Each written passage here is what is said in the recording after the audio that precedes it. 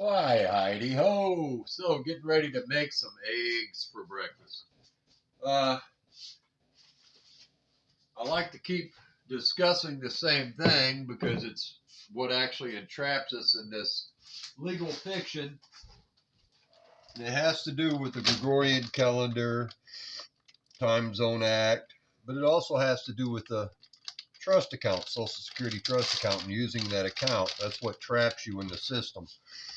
So people say, and I've seen quite a few videos, show me a law where I have to pay taxes. Well, I'm going to give you the answer to that because the pirates aren't going to tell you how it is that they're racketeering from you. Everything without prejudice, UCC 1-308, is how you should be signing any document if you're going to sign them. What traps you in paying taxes, it's against the law for them to directly tax you, and they're not taxing you. They're taxing the Social Security trust account because every dime that you put in that trust account, every penny that you put in that trust account is a donation to that trust. You're volunteering to put your money into that trust system. It's a voluntary system. You don't have to volunteer. So when you go to work for somebody, you exchange your labor. If they compel you, then you're being compelled because they're compelled to get you to use a Social Security number. Well, 00000 is what I myself put down on any document. I don't use the number. And then I, at the top of the document, put without prejudice, UCC 1-308, compelled. And if the individual that wants me to fill that document out has any questions, I tell them straight out. Well, I understand that you're compelled because you're required to request.